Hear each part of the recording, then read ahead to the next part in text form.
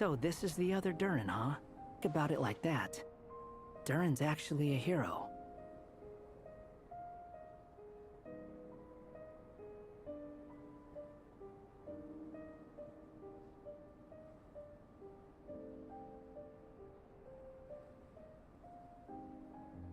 No, I'm just a little envious, that's all. Not everyone gets a chance to be a hero. Actually, most of the credit belongs to Albedo. Then again, barely anyone even remembers you at this point. So I guess there's not much left to envy. You... Oh! Ah, so you three still remember Durin. Looks like the memory loss hasn't spread to close friends. Yet. I guess that means my memory of you must still be complete as well. Albedo. You're finally here! Oh, boy, do we have a whole pile of questions for you! Oh, you're here too? I think I've pieced together some of what happened to him. But what's your take on things?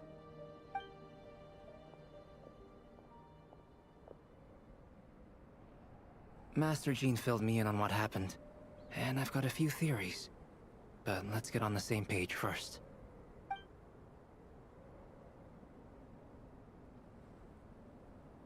Well, physically, he's doing fine. His body is holding the abyssal power at bay. And there's nothing whatsoever to indicate any risk of collapse. So, from an alchemy point of view, there's nothing wrong with him? The issue isn't so much that the abyssal power within him has gotten out of control. It's that the connection between his will and body is fading. If he ends up losing his conscious will, his body will fall back on its biological instincts. And that's when the abyssal power within it will take over.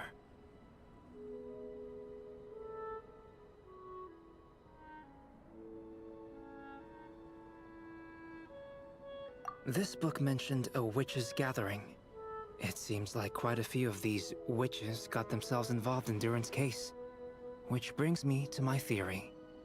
Bringing Fairy Tale Durin into this world to replace the Durin on Dragonspine means using one Durin's fate to overwrite the others. But the power of alchemy alone would not be enough to pull off such a feat. It would have required the combined use of Miss Barbeloff's astrology, my teacher's alchemy, and Aunt Alice's magic. After learning of Miss Barbeloff's prophecy, Durin and I finally came up with a way to settle the Dragonspine Durin problem for good. And I took care of the alchemy side of things, which, looking back on it, seems to have been a part of their plan all along. So now, there's only one thing missing.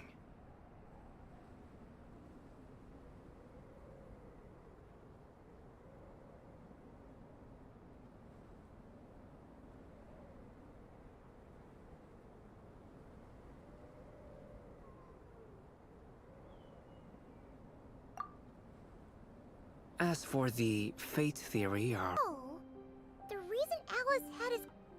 Rewrite fate itself. well, we've no time to lose. I just need to take a look at the book. The next part of the story most likely relates to me. So the memory that unlocks it must be connected to me too. Huh? The giant tree was home to a broken branch, the shape of its splintered arm aligning perfectly with the branch that had burst forth from the castle walls.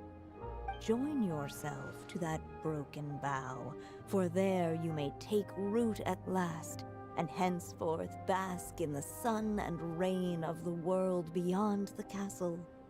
But first, fetch the stickiest clay and let it bind the scar of the break. I see.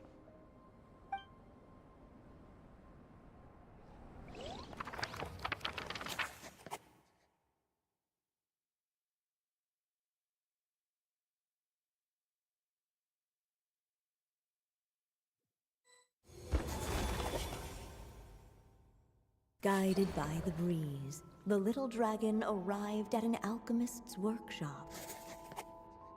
There he was greeted by a clay figure, a child molded by the Sage Witch's hands.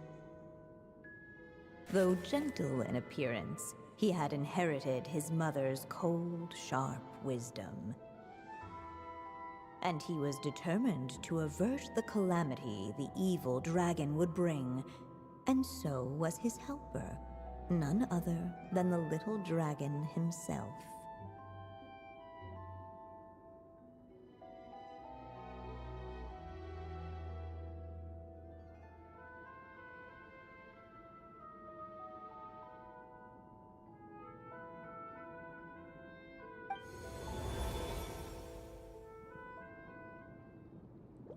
What is this place? It looks like it's modeled after an alchemist's workshop. Or rather, a cliched stereotype of one. Albedo? Hold on. Why do I look like this? Oh, yeah! We forgot to tell you. Basically, the characters in the story are reflections of how Durin sees them. At least you're still human-shaped? Well, since Cat Guy has taken on a different appearance too, that must mean the two of us are both characters in the story. But you, Paimon, and Durin haven't changed at all. You must be special figures in some way. I'd like to know more about that too. But seeing as none of them can explain it, let's just concentrate on moving the plot forward.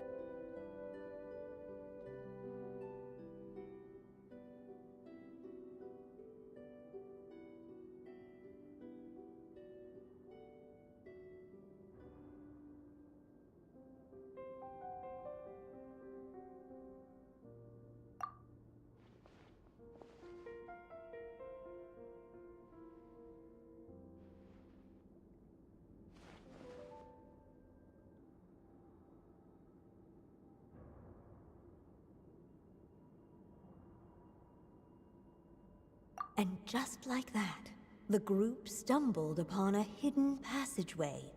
Intricately crafted, it seemed to lead them towards another exciting chapter of the tale. Come on! What are we waiting for? Next chapter, here we come! Ouch! But this was a chapter that had not yet been written. Ahead of them was a storyless void, and they could go no further. What? Then what's the point of having a path here?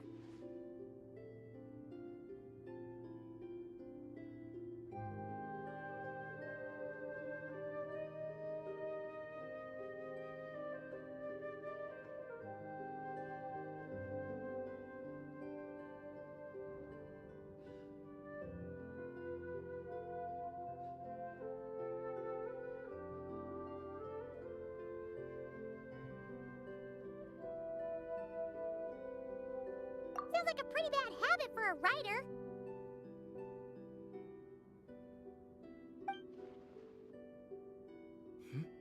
Over here. I found something. What the clay figure found was none other than the evil dragon's heart itself. Though the creature had perished long ago, its heart was still there, pulsing away and growing warmer with every beat. And the clay alchemist knew what it meant. That the evil dragon would return one day, just as the prophecy had foretold. Yet, guided by his mother's wisdom, he foresaw another fate. If only the alchemist could bestow this heart upon the little dragon, he might be reborn in the evil dragon's stead. Only then would the evil dragon's heart grow still, and the little one inherit its tale. Sounds like this chapter's about Albedo bringing me to life? If that really was the solution, though, this would have been over the minute I finished the transmutation. So why is Durin still being forgotten? There has to be some other reason.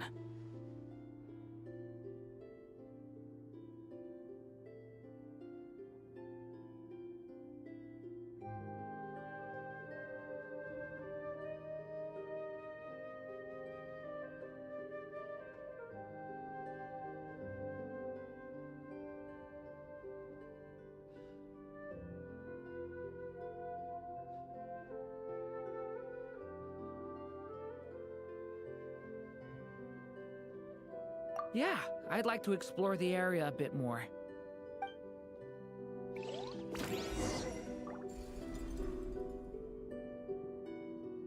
Unless the little dragon kept moving, eventually he would be forgotten.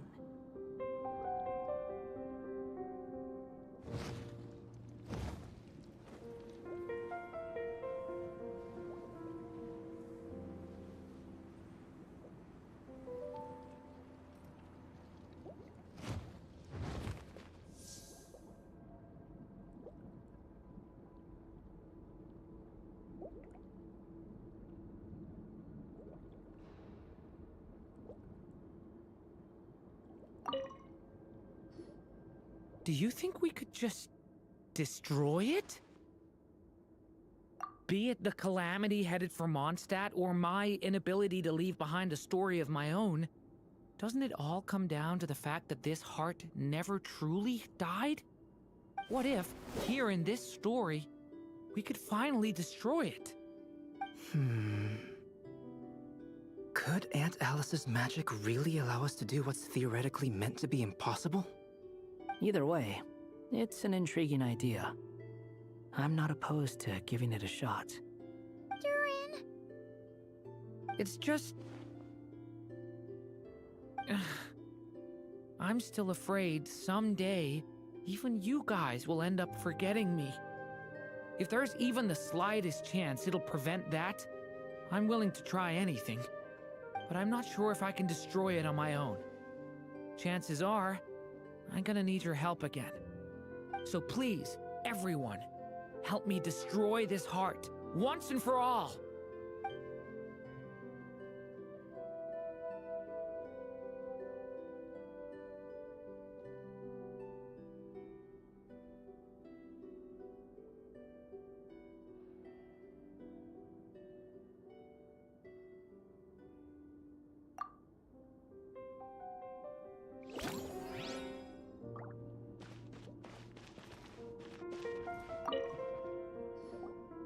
The evil dragon's heart continued to beat, as if waiting for the little dragon to accept it as his own.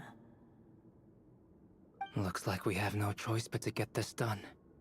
Whatever happens next, Durin is going to need all of our help. Is everyone ready?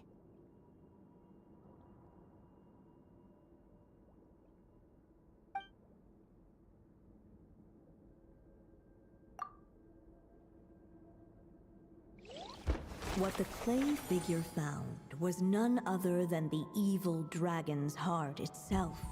Though the creature had perished long ago, its heart was still there, pulsing away and growing warmer with every beat. And the clay alchemist knew what it meant. That the evil dragon would return one day, just as the prophecy had foretold. Yet, guided by his mother's wisdom, he foresaw another fate. If only the alchemist could bestow this heart upon the little dragon, he might be reborn in the evil dragon's stead. Only then would the evil dragon's heart grow still, and the little one inherit its tale. At last, the little dragon accepted the evil dragon's heart, and a new life came into being. The evil dragon's heart beat in his chest, and the little dragon's soul guided him forward. Thus did the prophecy hold true, even as fate had been rewritten, and so was the little dragon born anew.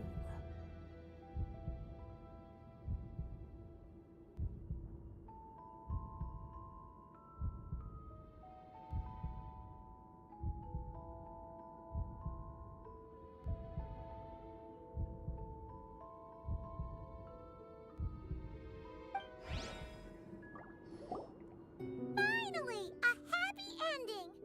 That must be the last step, right? Woohoo! We completed the story!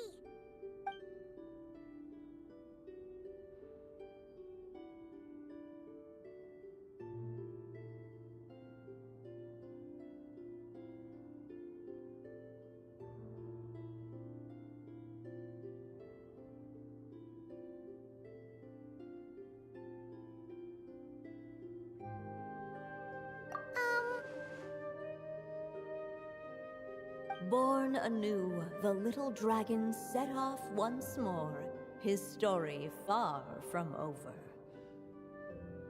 Huh? So, that wasn't the end? What comes next might be the most crucial part of all. The real last step. If fate really is as devious as they say, then I say, show us what you've got. Wow! You're all so serious all of a sudden.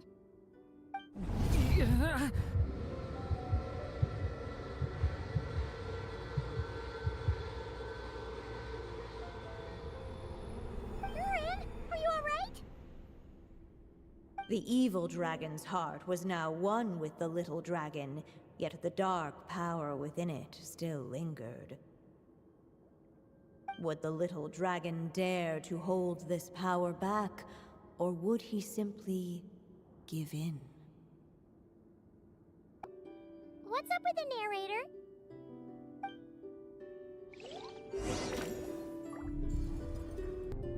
Or would he simply give in? Can I stop here and play? I mean, take a stroll. I won't go too far.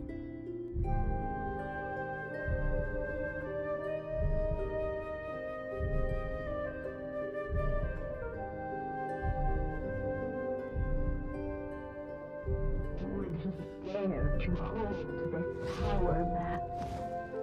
Or would he simply give in?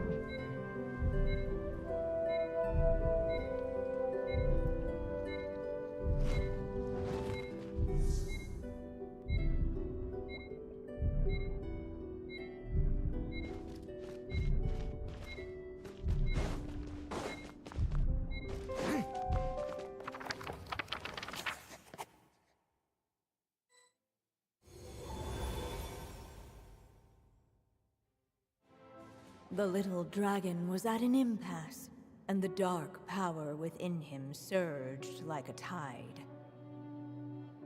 Unchecked, the darkness engulfed everything around it, including the little dragon's soul.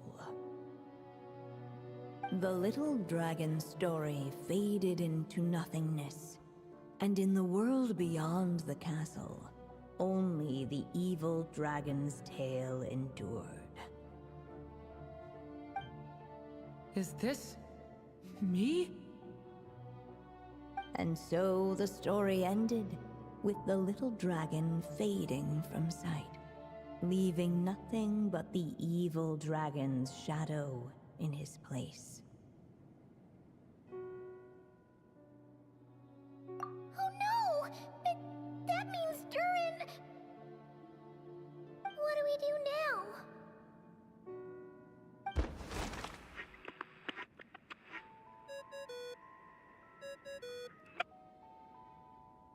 Hello, children. If you're hearing this recording, it's because you've reached a certain ending. You may have noticed that little Durin's experiences have been written into the pages of this book. Well, you should know that in the same way, its ending will also be written onto him. So be careful, because triggering a bad ending could be somewhat problematic. Let me guess, you're upset that I didn't warn you earlier? Don't worry though, I've thought it all through. I built a very special feature into this book, just for you, the witnesses of this tale. So, go ahead, see if you can turn back the pages. If you're not happy with the ending you've reached, just flip back a few pages and let the tale unfold once more. Pretty incredible, huh? That's the power of magic.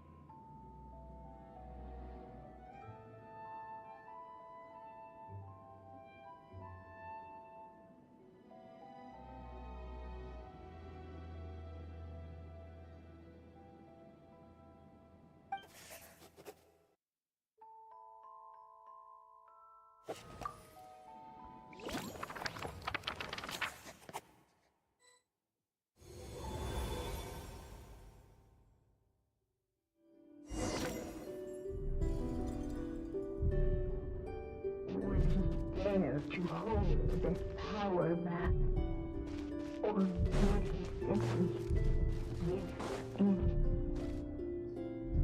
The little dragon and his companions. Blank. Blank again. Huh? What's going on? Are we running out of ink? Once the ink runs out, is that the end of the story? I had a feeling this would happen.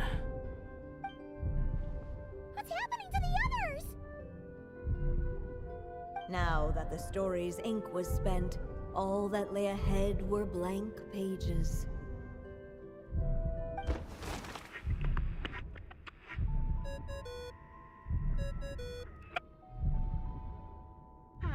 Looks like you've discovered another possible ending. Do not lose hope. You just need to keep searching, for there are possibilities that only you can bring to life.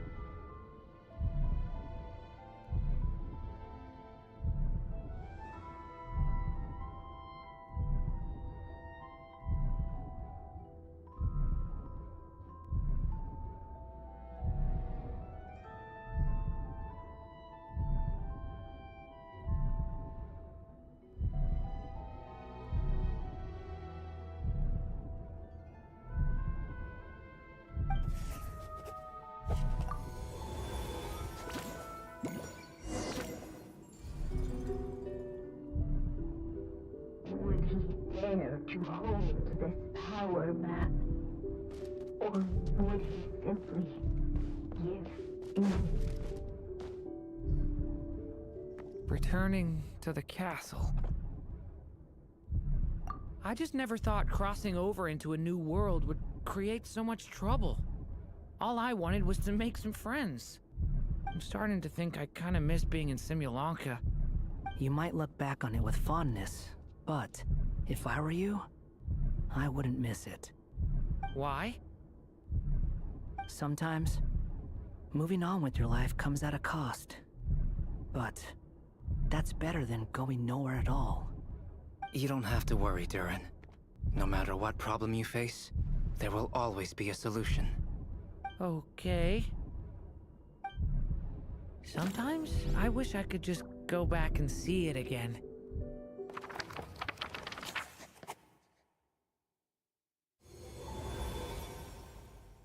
As the little dragon slipped back inside the castle's walls, the clamor of the outside world fell away. There was no danger here, no problems for the little dragon to resolve. As soon as his mother finished her story, it was time for the child to drift off into the world of dreams. And so the story ended, with the little dragon fast asleep in his castle, just like he had never even hatched. What's going on? I feel so weak. Hey, what's happening? Durin, wake up!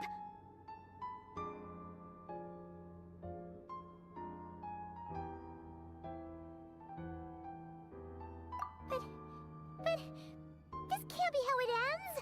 Durin promised to bring back everyone's memories. There's no way he'd accept an ending like this.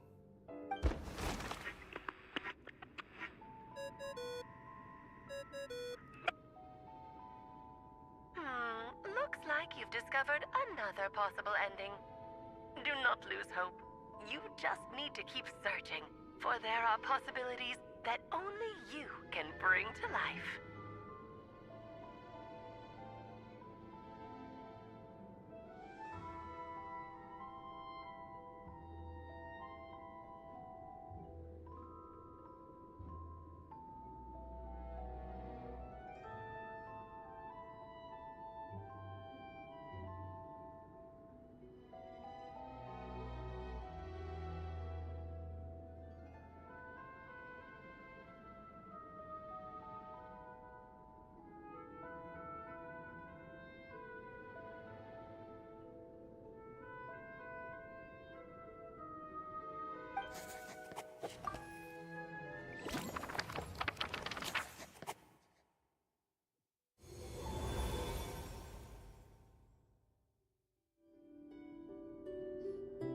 What's going on here? Why isn't the story letting Durin just suppress the abyssal power? It keeps getting stuck.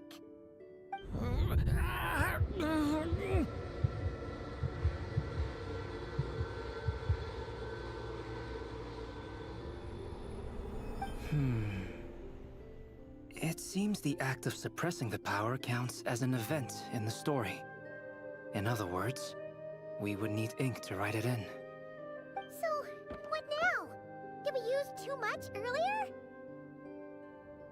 How are we supposed to write a happy ending with only this much left?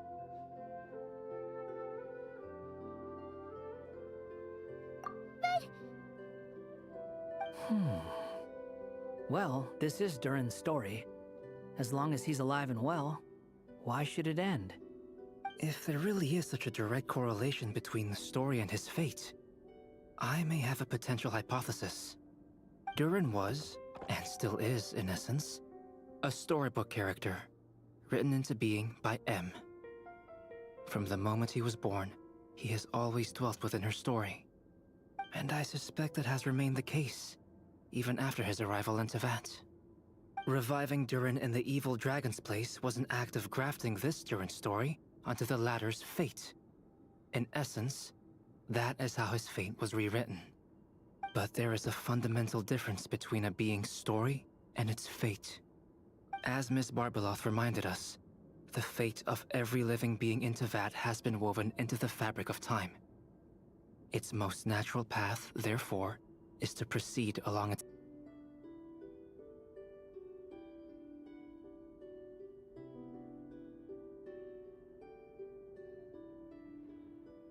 As Durin's connection to this world wore thin, not only have people started to forget him, he started to lose control of the abyssal power within.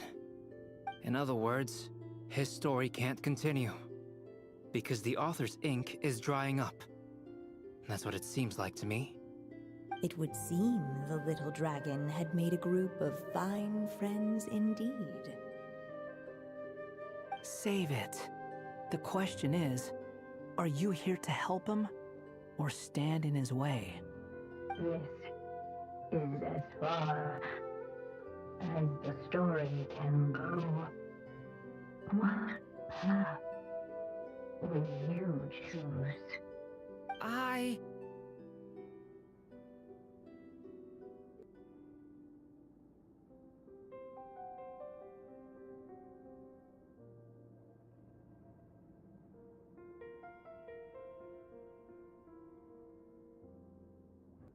If that's true, I'd like to go there and see for myself. By there, I take it you mean the blank pages of the unwritten chapter ahead? But we still don't even know how Alice's magic works. If Durin belongs inside the story, then going outside of it to some unwritten part, isn't that too risky? I'm not afraid.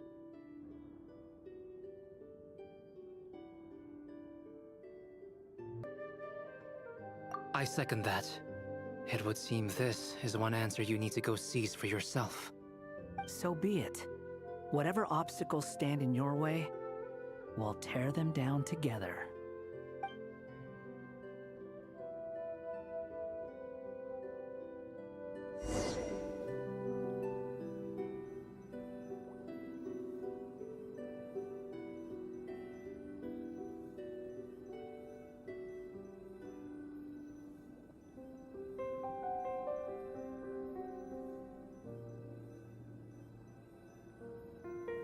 Each day is a new page in my story.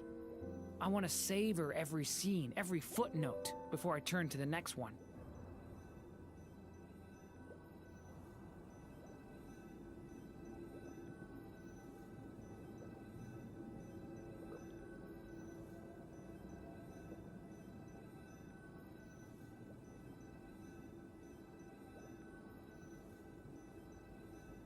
I still have so much to learn about human interactions. Like, where should I put my hands when I'm...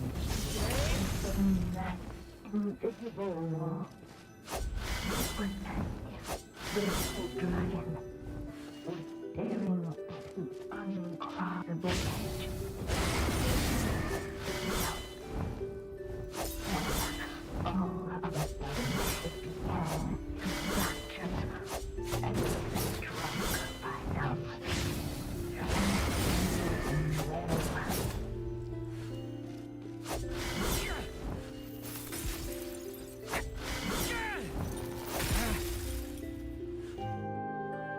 gotta keep going.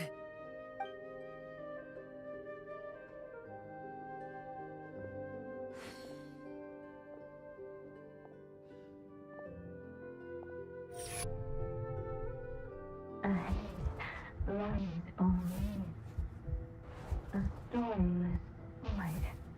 My consciousness is slipping away. Keep going, Durin. A pure soul is your essence, not an empty void. I feel so weak. Stand tall, Durin. You are not some amorphous idea. The body I made for you is flesh and bone. Am I truly alive? Yes, Durin, but you must keep going. You're as alive and real as I am.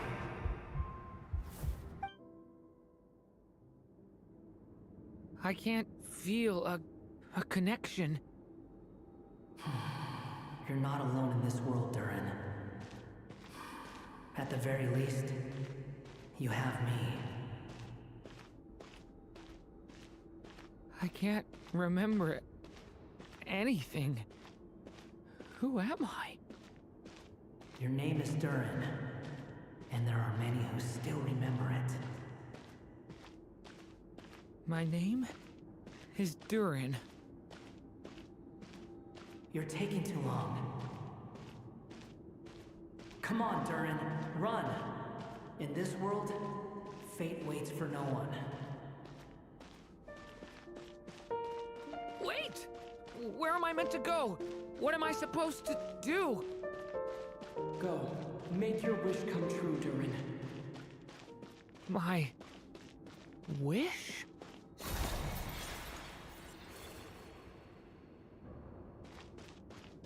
Your story's not over yet!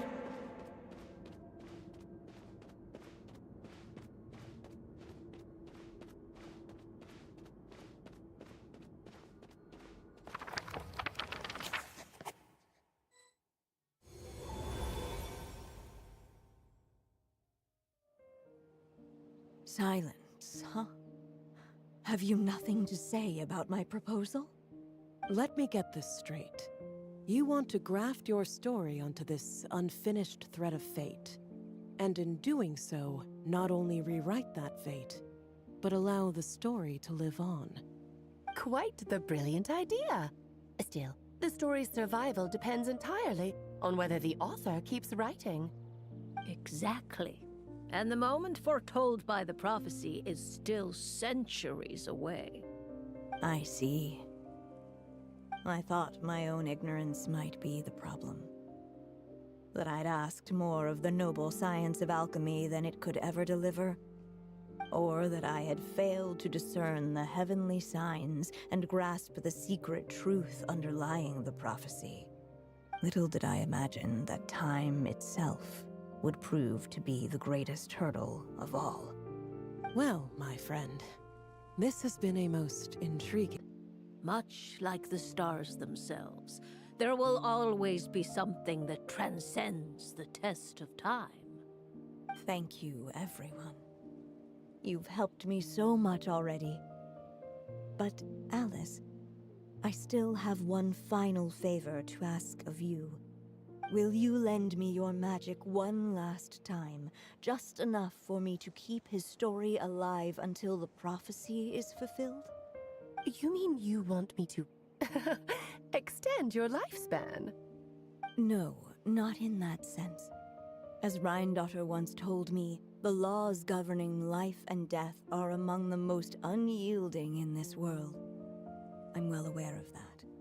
Whether it lasts a day or an age, the span of one's life is determined by fate alone. If I tried to breach that law by force, I'm afraid I would lose what makes me human. This is not a path I want to go down. If I am to die, then I shall die a human.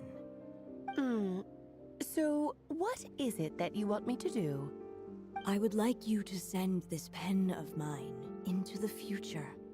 I see. Then perhaps there really is a way I can help. I could create a kind of story magic to take over the writing once you're gone. Oh, but for it to work, you would need to provide enough of your own words for it to learn from. How much? Oh, an immense amount. So much, in fact, that you would have to spend the rest of your life writing. And even then, I'm sorry to say, it would not last forever. No matter how much you write, there is a limit to the number of words you can leave behind. But the world itself will never stop changing. Someday, perhaps, even your entire corpus will not be enough for the magic to continue describing this world. And when that happens, the story will end. Still, it's worth a try.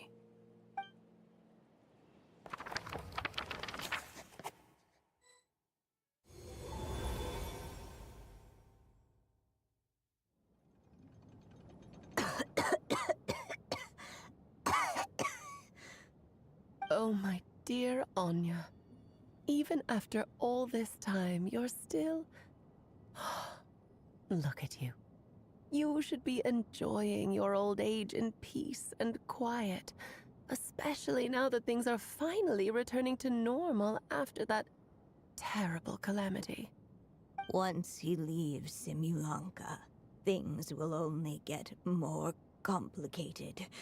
If his story is to continue, there needs to be more material for the magic to draw upon.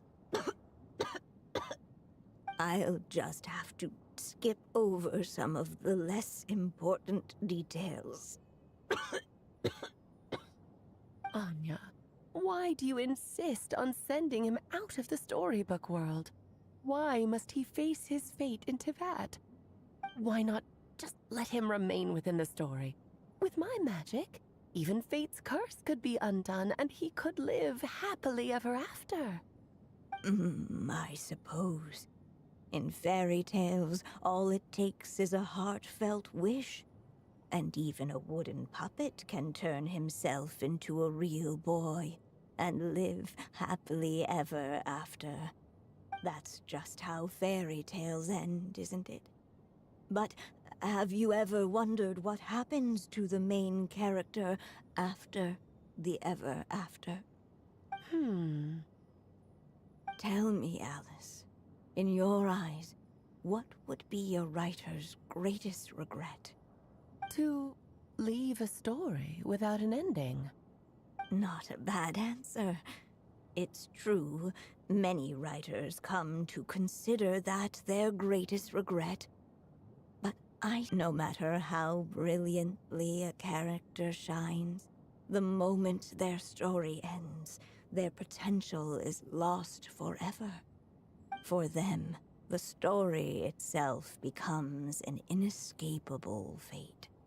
But what if, instead, I could place my pen in their hand and let them continue the story themselves? You mean... You said it yourself. I can only leave so many words behind.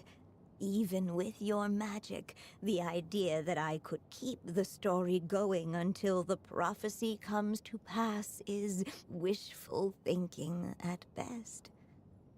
But I've found a way to use your magic to transform some of my finished stories into a special kind of ink. This ink is a magical medium he can use to complete the story the way he wants to. For what is storytelling but another kind of magic? And if he can experience the whole tale himself while leaving behind his own wishes and aspirations, even once he reaches the chapter where I stopped, he'll still be able to carry the story forward on his own. And so, by leaving him this ink, I can entrust him with the responsibility of writing his own story. A character with the power to write their own story. That way, he'll finally be free from the cage that is my pen, And like anyone else living in the real world, he can go on to create a life of his own. And you no longer need to worry about the constraints of my magic. What a brilliant idea, Anya. But there are still risks. First of all, once he arrives in Tevat, he'll have to rely entirely on the story you left him to maintain his connection to that world. As you gradually hand over creative control, that connection will grow weaker, and at some point, he might lose it altogether. But at the same time, he'll also have the chance to forge that connection for himself.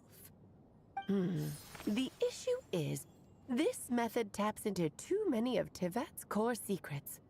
Any overt hints you try to leave will be erased in no time. In fact, it'd be hard for you to leave anything at all to guide them. We still have the story itself, though. I can use that to show them the way. It's entirely possible he burns through all your ink, never reaches the chapter you had in mind, and gets stuck, roaming the chapters of his past. But despite all that, I still believe in what this child can become. My dear. Thank you, my friend. Well then, my child. Do you understand what you must do? Yes, I think I do. It's my turn to keep this story alive. Then what's holding you back? What will become of you after I take up this pen? I will fade away. There will no longer be a reason for me to go on existing. My child, or your mother, I should say, passed away long ago. The voice you're hearing is nothing but a magical echo that has now fulfilled its purpose. You needn't feel so reluctant to let me go. I know my mother died long ago. It's just, when you lose your mom too soon, it's hard to tear yourself away from the stories she used to read. I guess it's a silly way of pretending she's still here, by your side. Durin. But after coming to this world and traveling it with my friends, facing all kinds of enemies together, I suddenly realized I couldn't just sit around listening to my mother's stories because I'd found a new purpose in life. Maybe this is just what growing up feels like. With all my new friends waiting, it's time I finally set aside my mother's storybook. I'm ready to grow up now, Mom.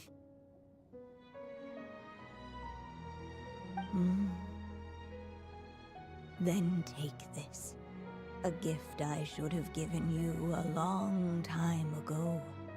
You've witnessed this story from the very beginning. Made your wishes, offered your blessings, and even wrote your choices into its pages. From here on out, this pen is yours.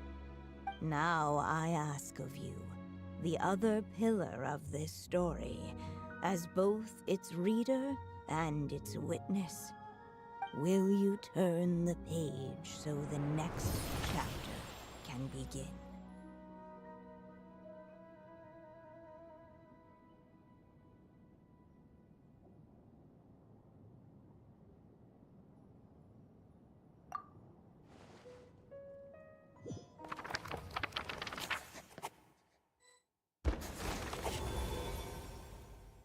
Suddenly, and without warning, the powers of darkness struck. The question was, could the little dragon prevail? Alas, it was here that the story witch's tale had to end. But Durin's tale, on the other hand, had only just begun. Stepping into his mother's memories, he picked up her pen. And so the story that was ending began anew. He had made up his mind to challenge the fate that barred the way ahead.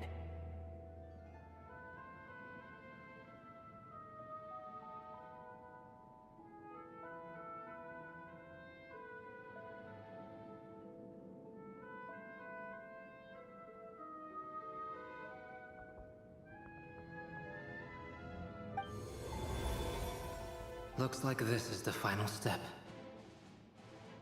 A chance to strike back at fate? Now that's not something that comes knocking every day.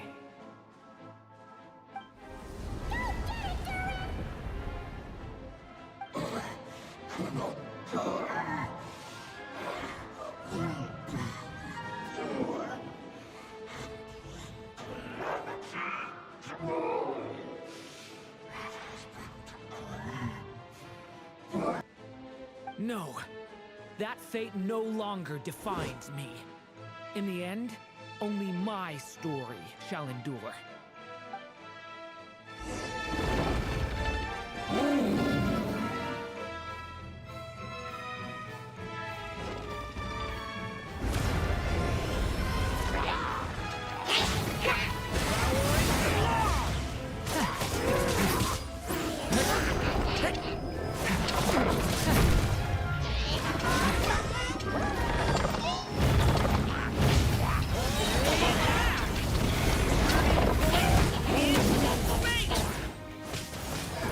No dodging this one.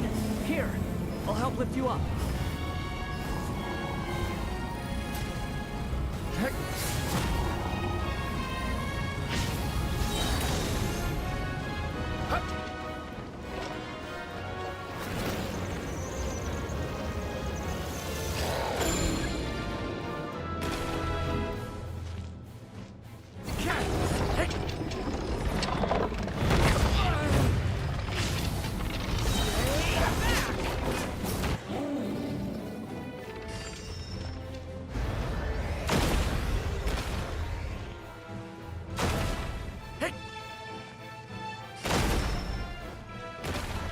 Looks like there's nowhere to hide. Here, I'll cover for you.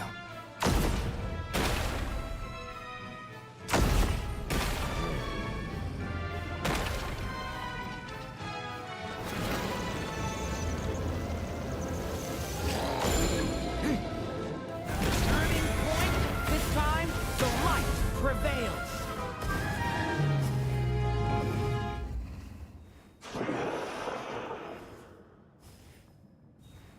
Thank you, Mom. And so it was that Durin defeated the darkness and rewrote his fate. But his story is far from over.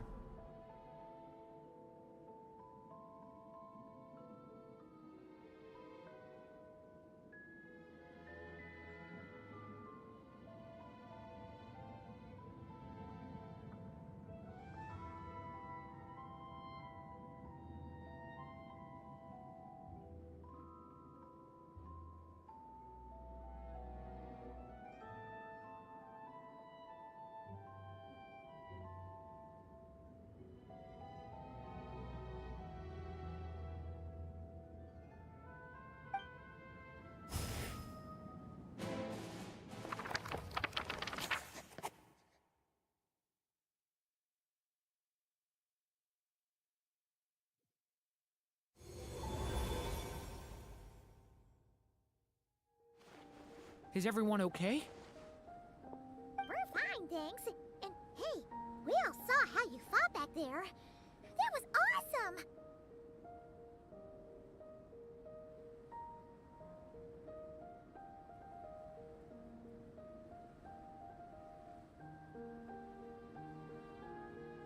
I have to admit, I do feel like something in me has changed. I owe you all so much. Without your help, I don't know if I could have ever made it this far. Just a shame I could only help out from the sidelines. Like I said before, it's not every day that you get to put faith.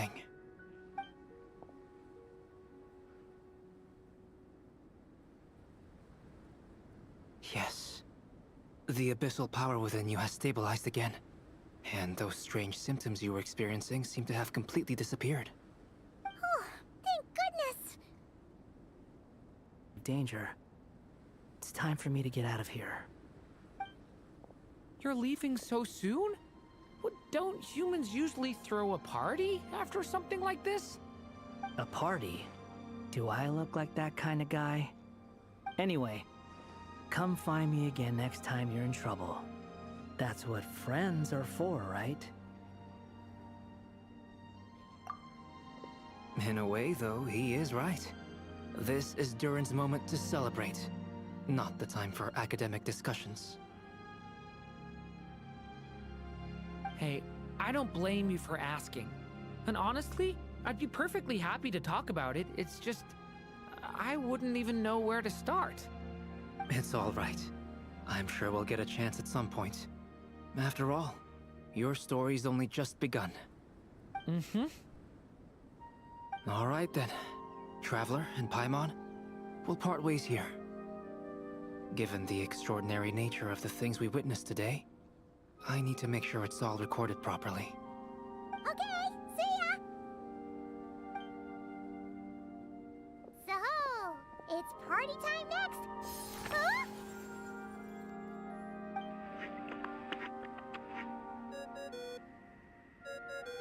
Congratulations on completing your mission. Now then, as per our agreement, it's about time you returned that book. She must have known the moment we finished. Just like she said she would.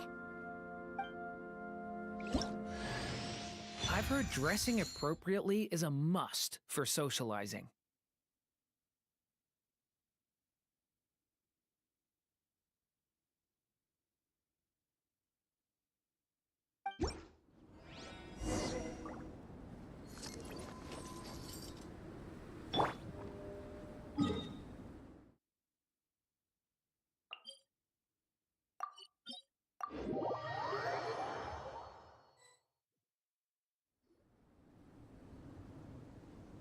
Oh, my writer and witness. It's been quite the journey, hasn't it? You had special plans for the Traveler from the start, didn't you?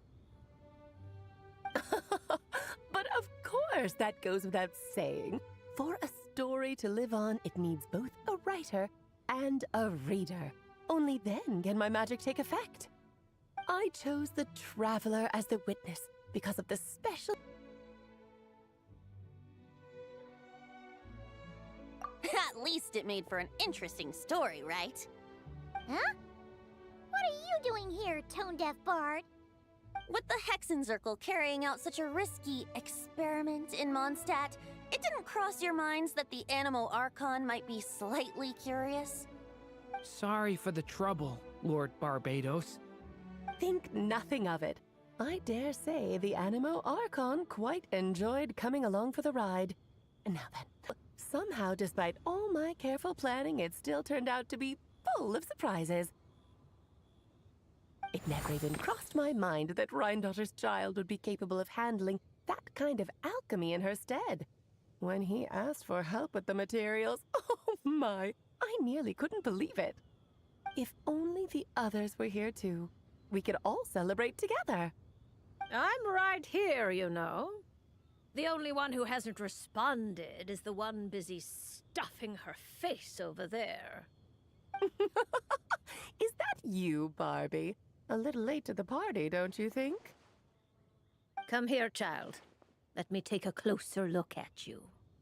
All right, Aunt Seer Witch. Here I am.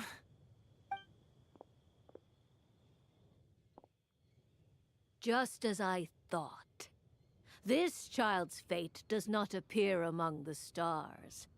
Anya, all you need to know is that you're very lucky indeed. Oh.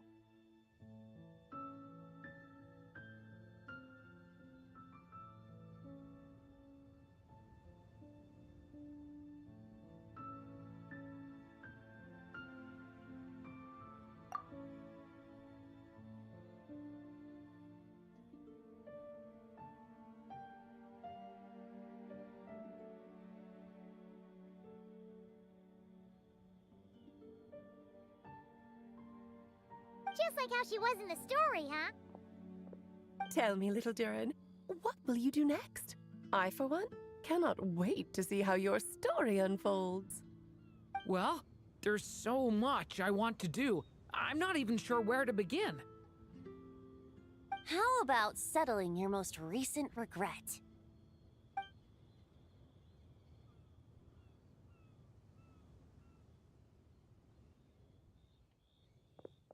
Not so fast, Tone Deaf Bard! What exactly did you just tell Durin to do? To make the long overdue wish come true. Thank you once again, Alice. How much time do you have left? I believe these should be my final moments. Strange. You were always such a cheerful figure in my stories. I even dubbed you the Merry Witch, you know. Oh, please. You know full well it was your stories that first... Since the book will be his to continue, why don't you write him a little parting note? There's no need. His mother already did that long, long ago. All that remains is for me to convey it on her behalf.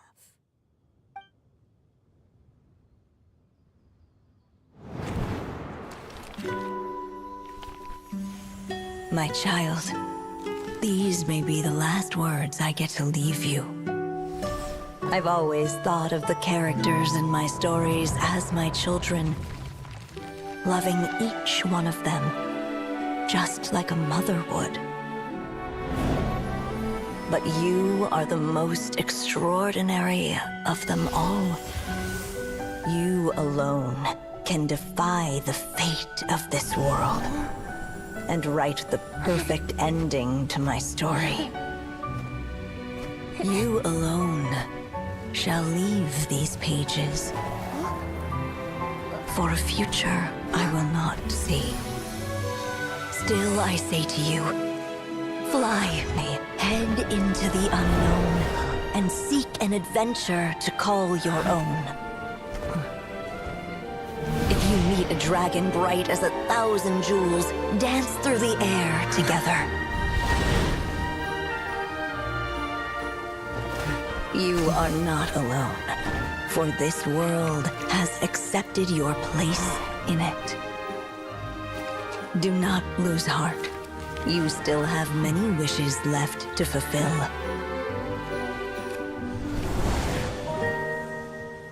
A long tale awaits you, my love. Let songs and flowers be the ink that fills its pages. Take my pen and use it to continue your story.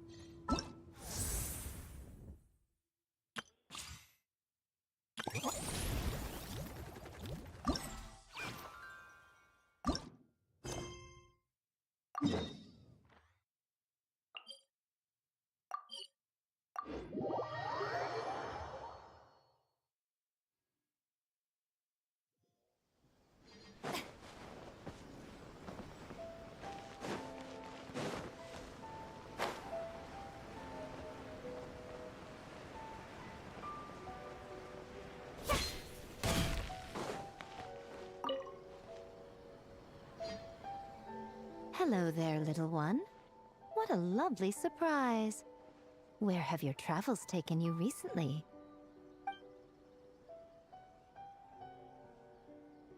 Oh, they all sound quite adorable. It must have been quite an adventure for them, coming from far and wide, crossing national boundaries to meet with kindred spirits. Ah, it's a tale filled with the romance of youth. The Soul Blazer saga seems to have quite a strong following. Maybe it's time to run another round of reprints. With such a dedicated fan base, it's only right to throw a token of gratitude their way. How about some free comic books, There's quite a large group of you. I'll need to make sure there's enough to go around.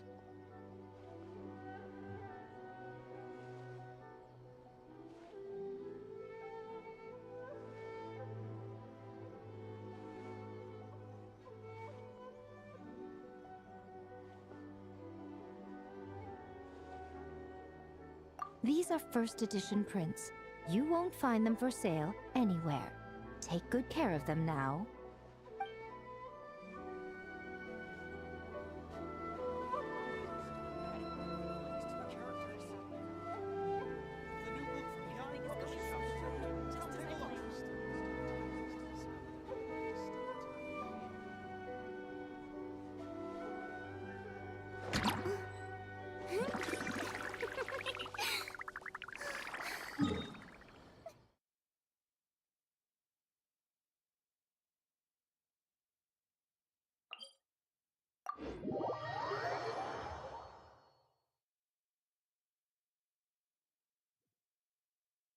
Wow, this would be the perfect location for shooting a film.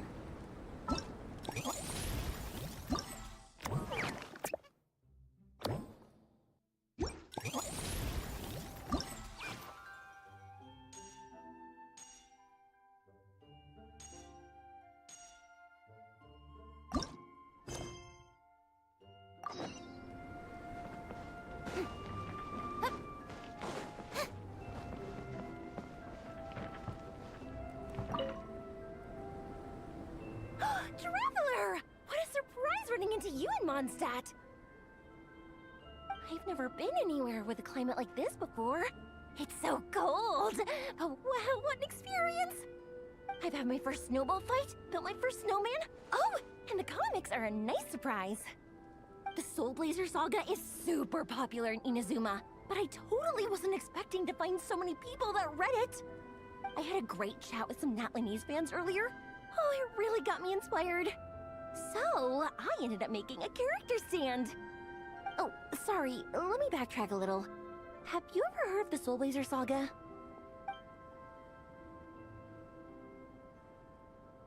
Oh, no way!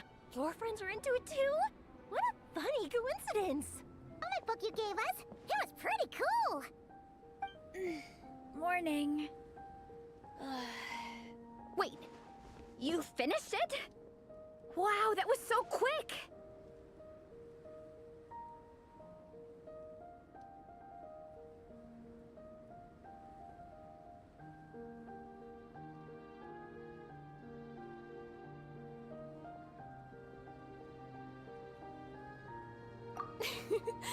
So you two have been won over by Fiatena's infectious charisma?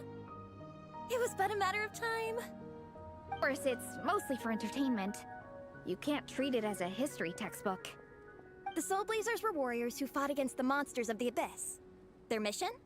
To protect their nation. The finest warrior of all the Soul Blazers was Fiatena. She is our hero, our role model. The Pyro Archon has some real cool fight scenes too, though. She fights with real passion. But there's a whole bunch of other comic series that deal with her story specifically. This one is more focused on Fiatena's story arc. Her motivations, her rise to greatness, and so on. No matter how desperate things got, she never lost hope. Thanks to her dogged determination, she went from rookie warrior with no understanding of strategy to a formidable commander.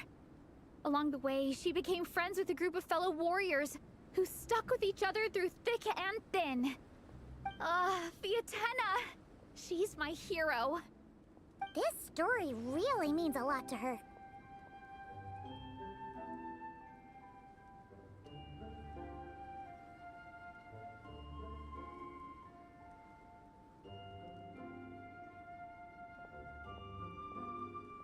Oh, every time my thesis gets rejected, I just think about all the challenges that she faced.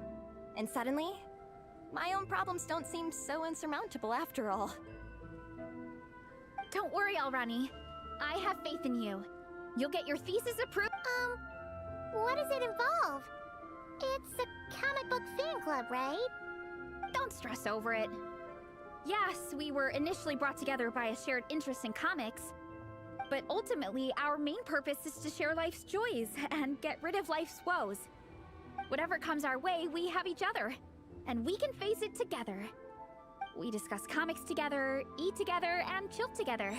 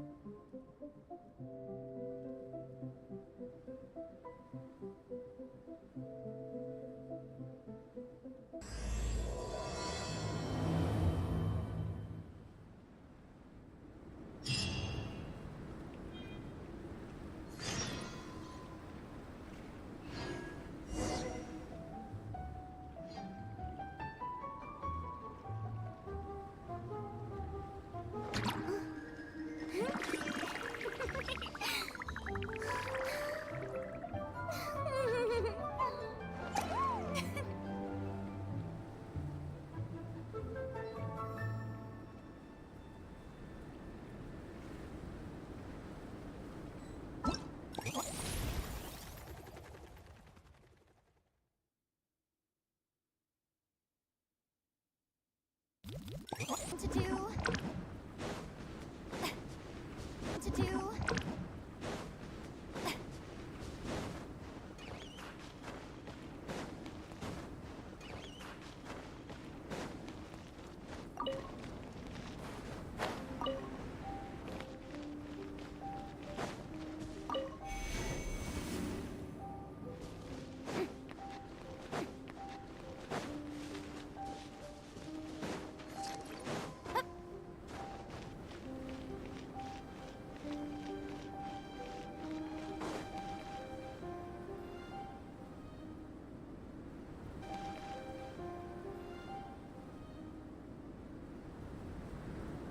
Here. This is a good spot. Alrighty. Away. Here, take this. It's a Fiatenna mask. I made it myself. Thanks. Huh? Isn't this the mask you wear in combat? That's right. Fiatenna used to wear a mask in combat too. So the one I made for myself is modeled after hers. Mind if I keep going for a bit? Not at all. The floor is yours. The tale of the Soul Blazer saga is a long one, told over 12 volumes. The characters go through so many changes along the way, growing and developing as the story progresses. This mask, for instance, is just one of the 5 different versions Fiatenna wears during the story. This one is my favorite of them all. At one point, Fiatenna goes through a tough phase where she's disillusioned after fighting so many battles, but her friends are always there for her even through her darkest time. With their encouragement, she was able to rally and get back on her feet. And this is the mask she wore when she made her comeback. In my view, that makes it the perfect relic to use for inducting new members into the Legion. Oh, this ceremony just got super ceremonious. Hold on to it. You're gonna need it during the ceremony. Oh, Captain, is it time? Now, Traveler and Paimon, join me in reciting the Legion of Soul Blazers Creed, which we will cry out at the top of our lungs.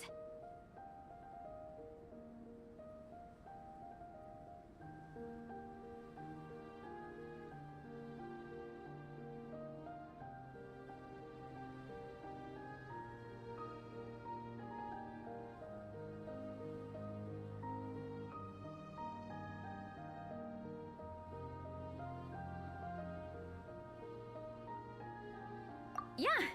Just imagine you're bursting with praise for the chef after a sensational meal. Or, for me, sometimes, I get so happy hanging out with my friends that I just want to shout, "Thank you!" as loud as I can. When you believe in something, you shout it for the whole world to hear. Exactly. I couldn't have put it better myself. Now, repeat after me. Always champion love and imagination! Great! Soul Blazers, as of this moment, you are now members of the Legion. Nice! I can't wait to tell Xilonen the good news. If I'm not mistaken, she's out training with Minnie and Igong today. Got it. All right, let's go.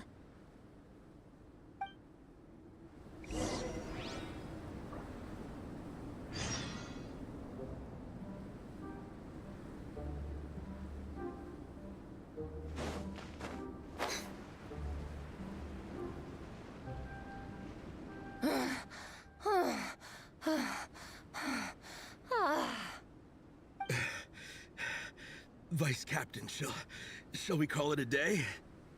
That's enough strength training for now. But we still have racetrack familiarization training. We can't afford to skip it. Attention, Soul Blazers! Da-da-da-da! It gives me great pleasure to introduce 2 new additions to the Legion of Soul Blazers. The Traveler and Paimon!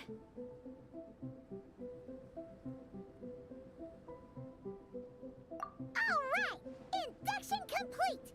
Now we're officially Soul Blazers! Ah, welcome to the club! Unfortunately, I don't think we'll be able to hold a welcome party for you today. Minnie and Igong have been training for ages. They are completely exhausted.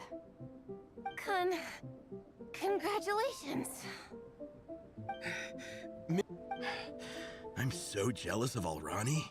Logistics is the easiest job. Gets to stay at the camp the whole time. Yeah, they seem totally wiped out. Alright, we can skip the welcome party. We pretty much know everyone anyway. Shame you have to miss out, though. I feel kind of bad. Let me think. Ah! Okay, here's what we'll do. Why don't you join us for training? We still need to practice on the race course itself, so we could turn it into a team-building event. In this cold weather, there's no better feeling than running around and getting the blood pumping. We'll all feel toasty and warm by the time we're done. What do you say, Traveler?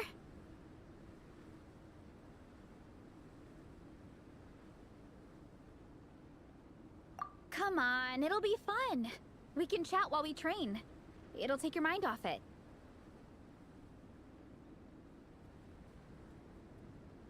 Count Paimon out. She is not cut out for this at all. Paimon's never run a day in her life, 'cause she can fly. Flying's way faster than running. Is it now? We should race sometime. Put that theory to the test. No thanks. Paimon flying is faster than Paimon running. Not Veressa running. All right, we'll let Paimon off. It would be pretty absurd having someone who can fly join a running race. I'm all rested up, so I can join you instead. As for Minnie and Igong, if you guys want to keep training, then pace yourselves and stick to slow jogging. But if you're worn out, feel free to stay put and recover. Thank you, Vice Captain. Yeah, I'm not moving. I'll just rest right here. I'm down to keep training. Okay, that makes 4 of us for training. Me, Veressa, Minnie, and the Traveler. Let's split into 2 groups then. Xilonen and Minnie can do a slow jog. I'll be sprinting full speed on the race course. Traveler, you join whichever group you want. We're just happy you can join us.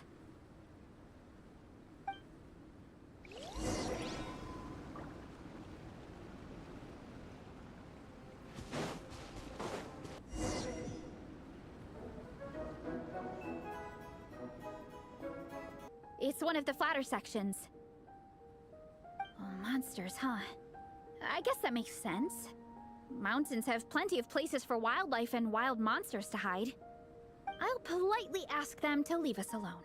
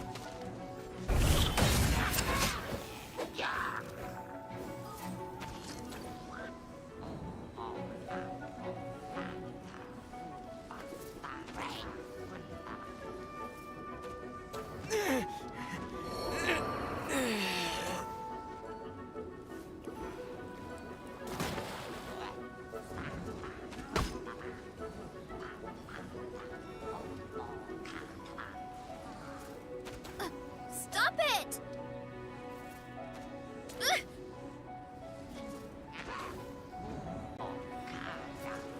Ow!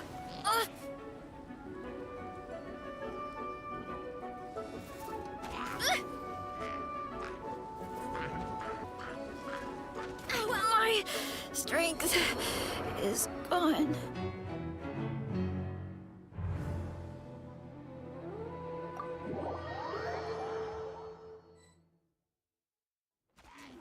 Hurry up, Grassa! Smash down!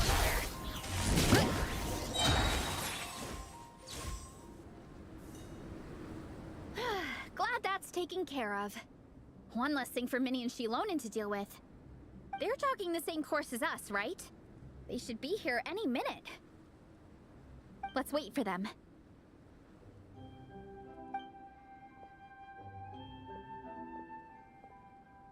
How's it going? You two holding up okay? I'm good. Minnie's form is so... I need more practice.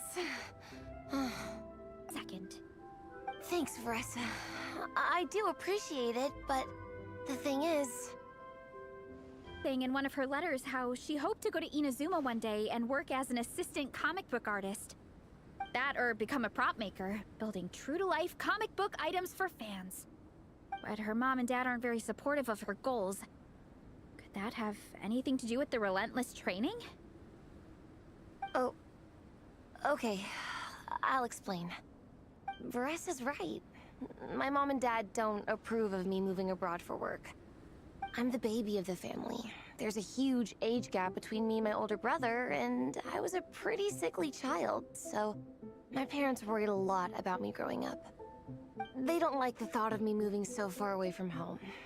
They say they'd always be worrying about my health. Also, they'd rather I pick something more stable. The idea of trying to make a career in the comic book industry is crazy to them. They think I need to be more realistic, get a real job. But what employable skills do I even have? I can do art, and I can build stuff, but I'm no good at anything else.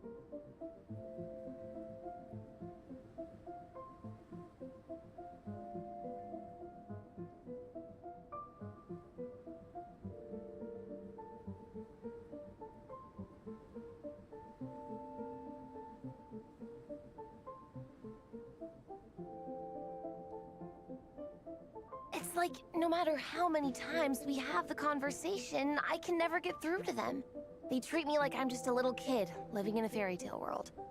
But this time, the situation is different. Suddenly, my friends came all the way to Mondstadt to see me because of our shared interest in comics. And then we signed up for a cross-country contest. That really surprised them. I'm sure they don't believe I can do it. So, I made a deal with my parents. If I pull this off and my team gets ranked, they have to start taking me seriously about what I want in life. Don't worry, Minnie. You're in good hands. Even Coach Yan-san has praised me for how fast I can run. And she has high standards. And you've seen Xilonen when she gets going, right? She's as tough as they come. A real hero. She fought all the other kids in the tribe, and they loved them so much. they offered more to buy them off her. But Nepeka wasn't about to let go of them. Huh? Really? I had no idea anyone would want to pay for my artwork. Why wouldn't they? Your creations have real value. And while that's subjective in emotional terms, hey, the offer of more is a pretty objective measure. To me, that fact alone says that you already have a real job. Your mask and artwork are already famous in the Collective of Plenty. People are constantly asking, who painted this? It's incredible work. If you ever visit our tribe... I had no idea I had fans already. All in good time. We can talk more about that later. For now, I think you need to stay here.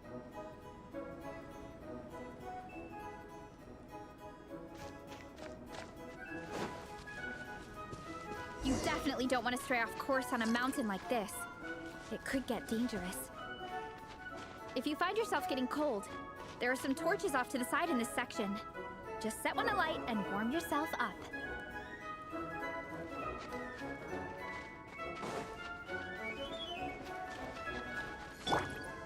Running late again.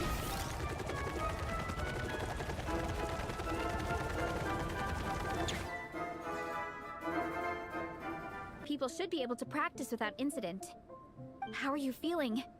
Still got the energy to keep training?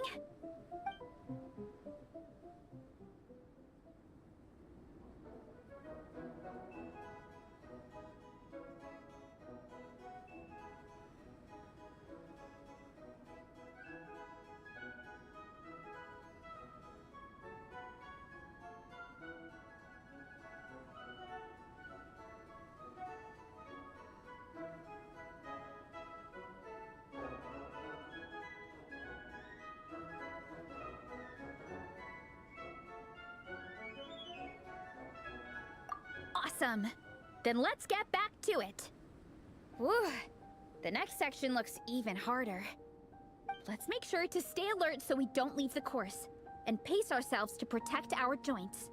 That's what Coach Yan-san would say. Her advice is always spot on. This is the second section of the official race course. Watch out for signs so you stay on track.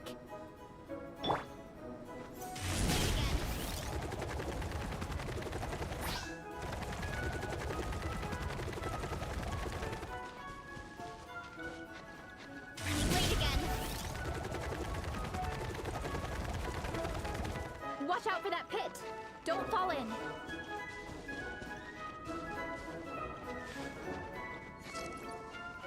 Hurry up, Terasa!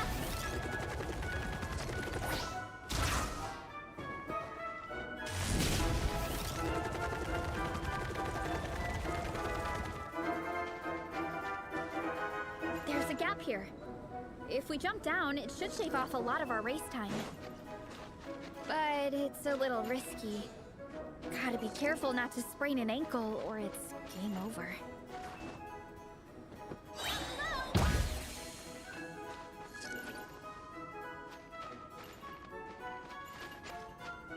Running late again.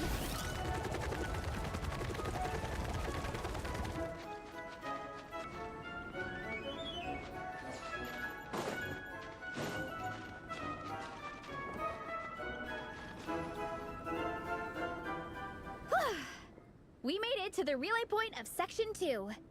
That's today's training target officially smashed. We just need to check out Sections 3 and 4 of the course, but we can do that tomorrow. Now that we've stopped, it suddenly occurred to me. After a whole morning of running, we're still only halfway up the mountain.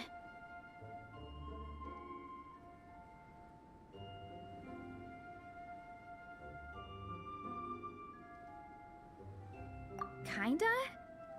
But then again, I'm already...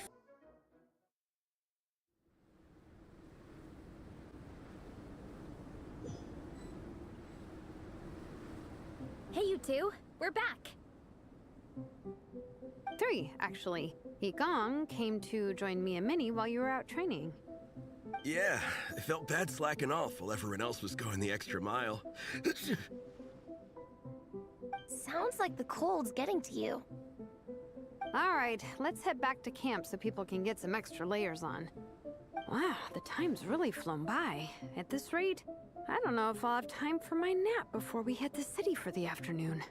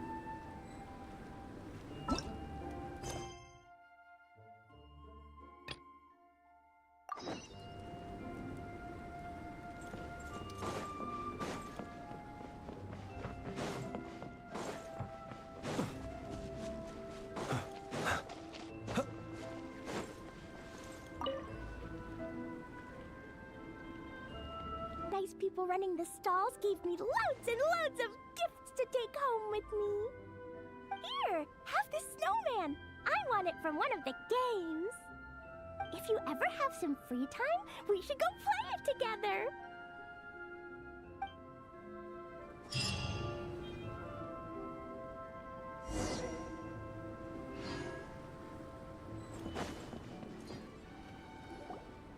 Well done on your training, everyone. Now we have some free time before this afternoon's activity. As planned, we'll meet by the Knights of Favonius headquarters at 2 p.m. Will we get to go to the library? Will we? That's right! Excited? Yes! Me too. After days up here in the mountains, I'm looking forward to finally checking out the city. Great! In that case, see you all at 2 p.m. sharp for some well-earned fun. Yeah! That perked them up. Now that fun's on the agenda, they don't seem so tired anymore. Well, of course. It's important to relax and de-stress after training hard. And to eat. I am super hungry right now. Okay, everyone. Dismissed.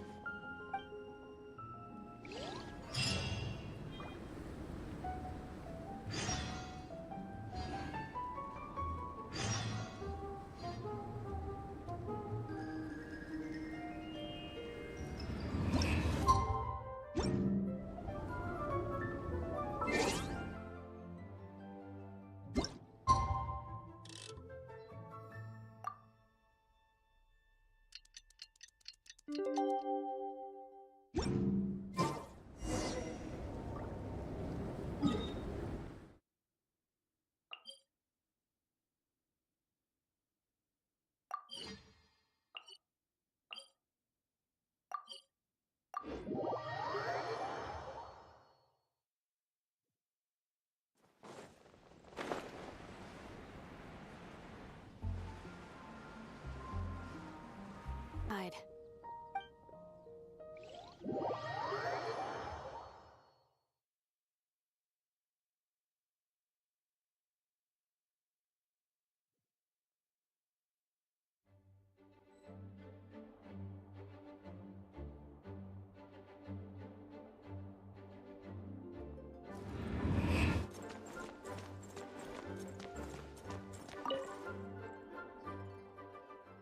I'm surprised Miss Musk isn't here today.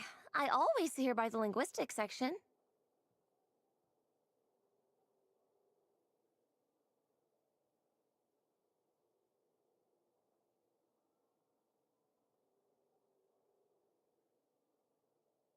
You guys know this place inside out, huh? Even down to the regulars. That's impressive. Of course, the library is my secret base. I know which books are on what shelves, who the regular customers are, even what brand of tea Lisa uses for her afternoon drink. This chair is the same one I was sitting in when I first read through the Soul Blazer saga. And anytime I want to write letters, she's really friendly. She's shared some of her snacks with me before. Wow, amazing! Snacks. What I meant to say was, this library is... I got so used to reading Woven Scrolls in a group that when I eventually got into comics, I carried on the habit. It's more fun reading them together with friends. You think so? How does that work, though? Because everyone reads at a different pace, right? It works fine. The faster readers just wait for the others to catch up before turning the page. Plus, with other people around, you can read for a bit, then chat for a bit, then read some more. Beats reading in silence. Funnily enough, that's actually how I got to know Xilonen. This one time, I came to her workshop planning to commission her for a job. When I arrived, I found Nepeka reading a comic book. And it turned out it was the Soul Blazer Saga! We were both pretty stoked to meet a fellow Soul Blazer fan. And I guess we were chatting so loudly that we woke Xilonen up from her nap. She came over, intending to quiet us down. But that turned into us roping Xilonen into reading comics with us. Next thing you know, it was the middle of the night and we'd been at it for hours. Xilonen was so tired. She just laid down in between me and Nepeka and went to sleep.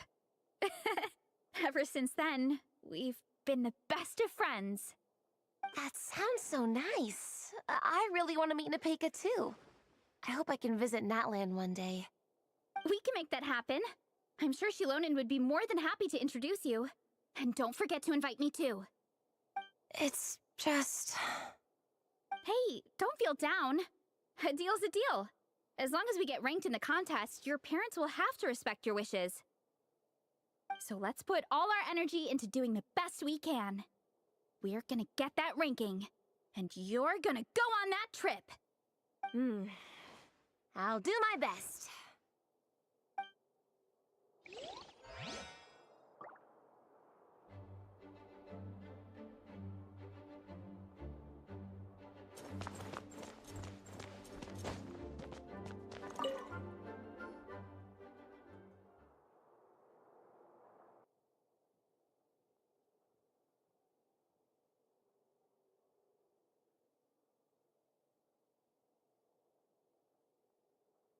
Ooh, that being said, what happened to actually running the library?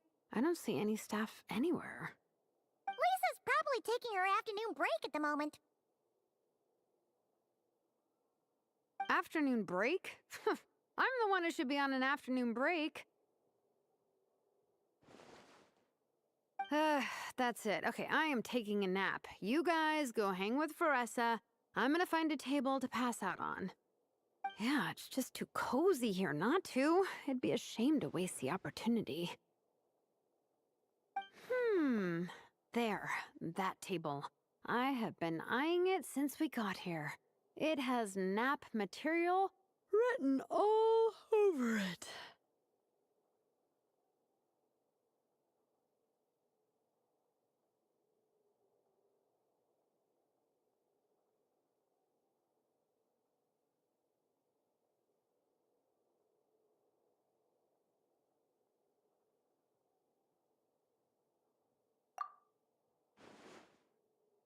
Paimon has a funny feeling that Lisa would approve of Xilonen's commitment to afternoon naps.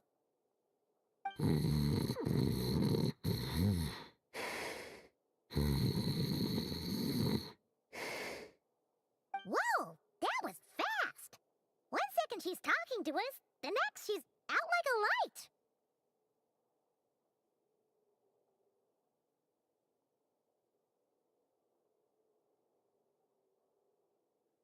Guess so.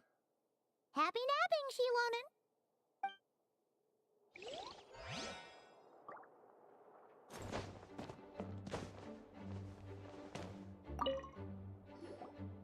They don't seem to have a dedicated section for comics and light novels here.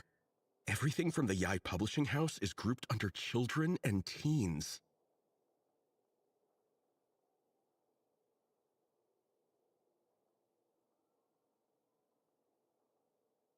Everything is wrong with that. Would you put the Soul Blazer Saga on the same shelf as the boar princess? Hey, watch it. What have you got against the boar princess? Oh, sorry. I didn't mean it like that. To be fair, the boar princess is a pretty good read. I bought the whole set from the Wanwen Bookhouse.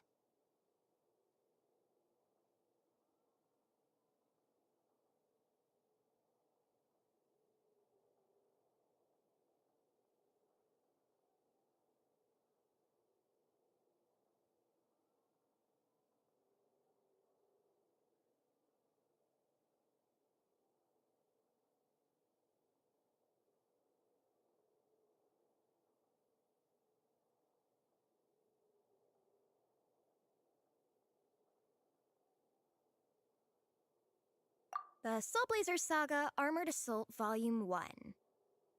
Ah! The Soul Blazer spinoff! Yep. This book was my first introduction to the Soul Blazer universe. It abandons traditional modes of human combat, instead housing the heroes within giant armored mecha, each the size of the Jade Chamber. And since it isn't canon, it's free to delve into territory that the original series can't explore, like aerial combat. It goes pretty hard. When I discovered this as a boy, I thought it was the coolest thing ever.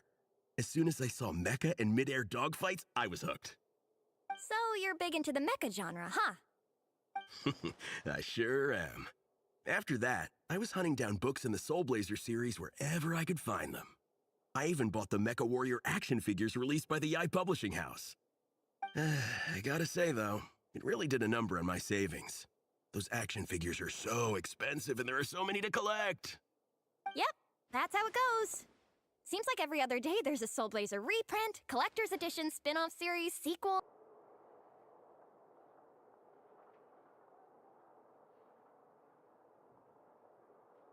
My. Looks like a lot of visitors snuck in while I was on my afternoon break. Hello, cutie. Hello, little Paimon. It's been too long.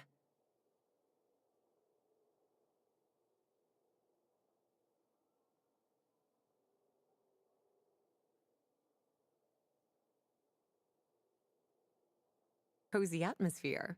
She looks like she's having a wonderful nap. Now then, has everyone decided which books they'd like to borrow? Yes, ma'am. I'd like to borrow this copy of Armored Assault. And I'll take this one. Vera's Melancholy. Minnie recommended it. No problem. What about your, leopard friend? Did she want to borrow a book? Huh? Borrow a book? Oh, yeah, no need. Thanks. This one was great, but I won't be checking it out. Let's see. Along with Divinity, you have very good taste in books. Or should I say, good taste in pillows? Oh, yeah, sorry, that's my drool. Sorry. Okay. All right, let me fill out the register. Then you'll be free to take your books.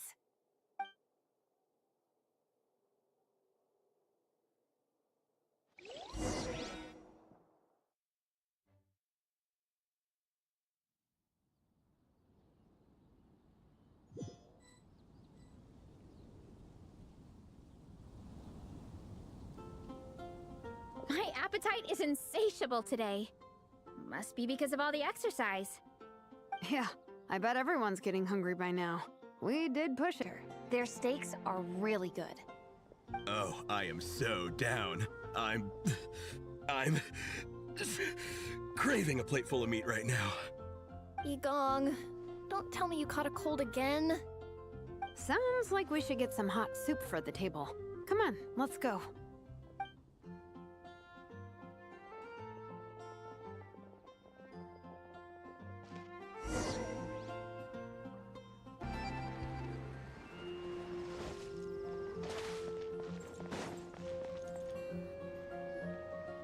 Everyone loves Good Hunter. My family eats. Ah, bummer. Well, never mind. We've done plenty of group activities recently. It won't kill us to split up just this once. Captain's already been hypnotized by the menu. It smells so good. Seafood soup. And, yeah, 30 meat nados.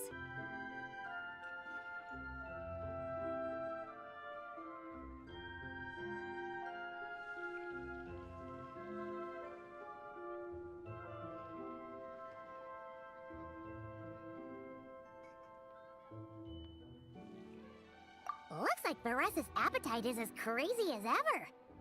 Thanks, Sarah. That'll do for now. Are you sure it's not too much? Oh, I promise you, none of it will go to waste. If you say so. Well then, I guess I better get cooking. Nothing beats eating a nice big meal when you're hungry for it.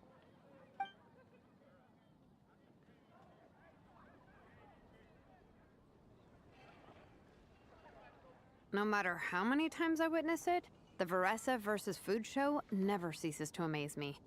You gotta hand it to the collective of plenty. They can pack it away, and they can pack a punch. Well, you gotta eat so you have enough energy for training. And as Fiatena once said, even a beast of the abyss knows that being a picky eater is an unpardonable sin. So all the more reason for us to eat our fill. Oh, I know that line. It's from that standalone special, Fiatena versus Abyss Lecter, Battle of the Meat Feasters, right?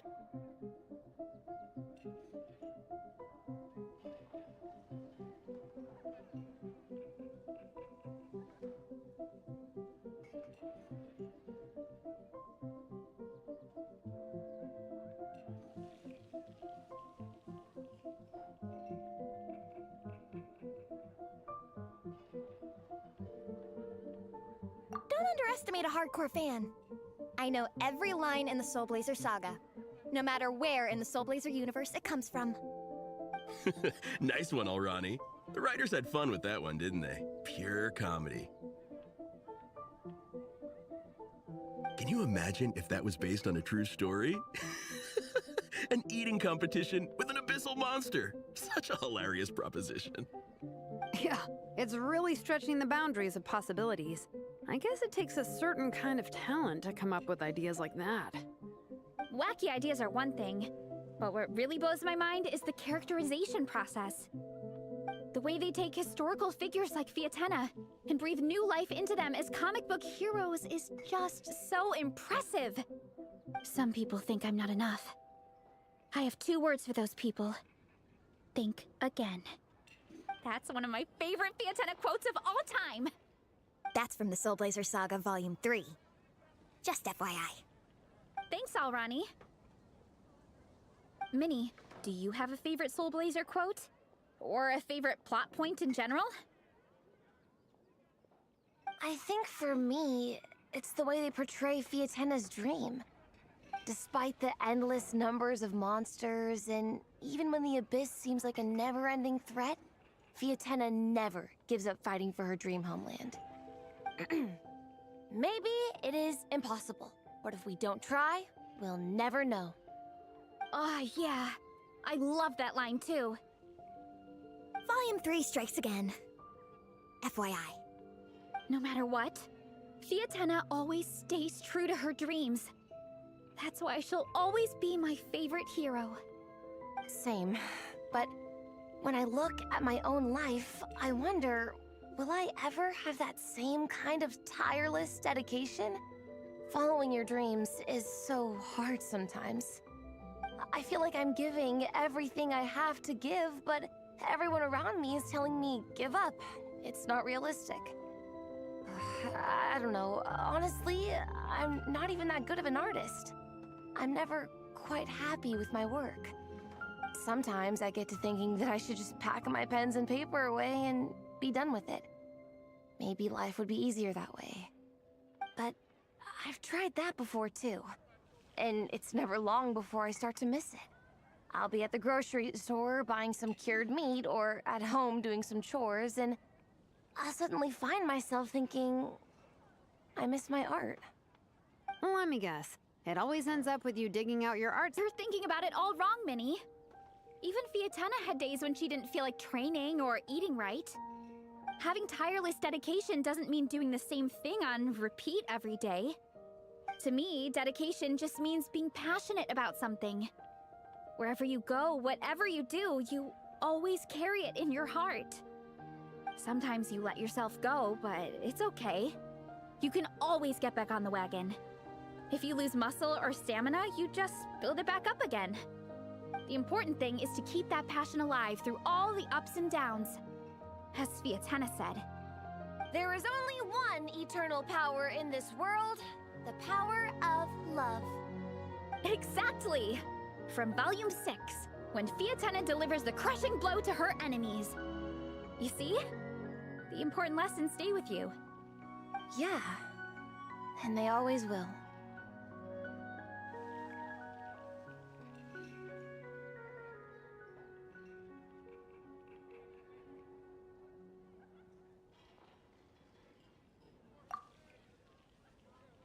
Wait a sec! Baressa? When did you clear all those plates? While everyone was talking. I guess Fiatena put me in the mood for a meat feast. No fair! Come on, everyone, eat! We need to catch up!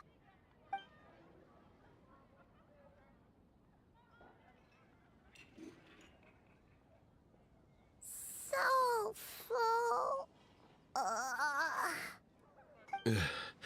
I can't eat another bite. I'm absolutely stuffed. Should we head back to camp? We can walk off some of that food.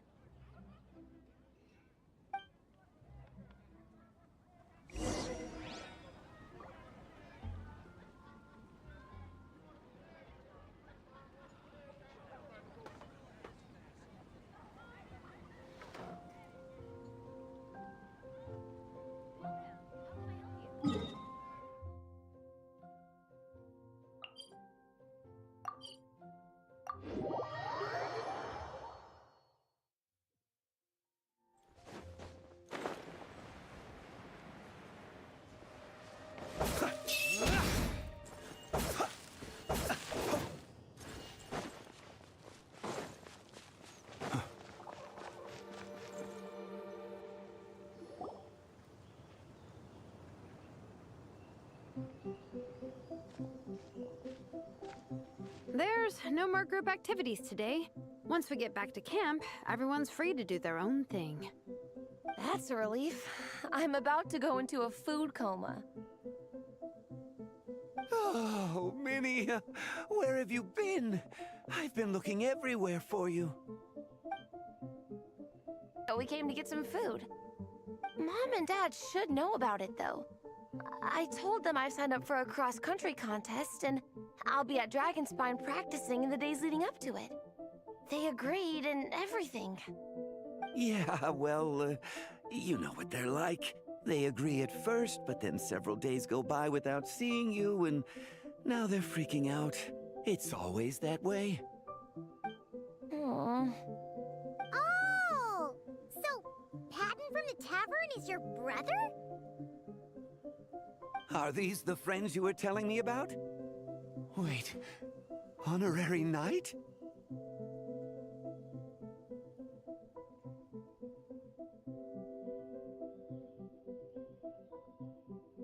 You kept that one quiet.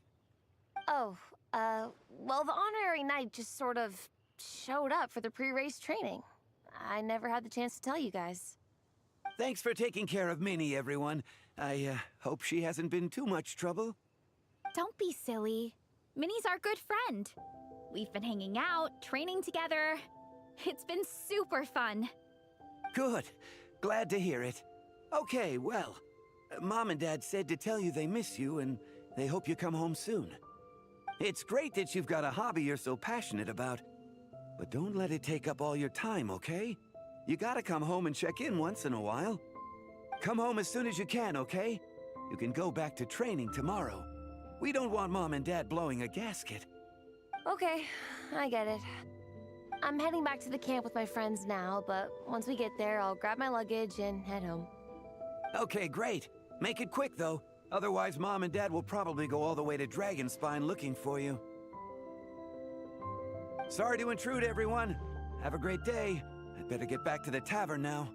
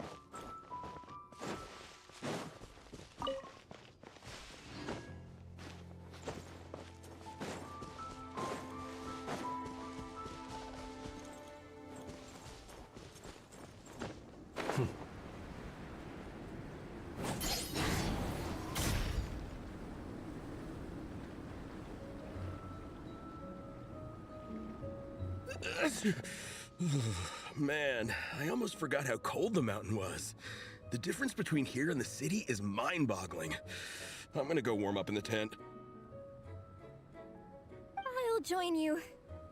Right now, I just want to wrap myself in blankets and let the food coma run its course.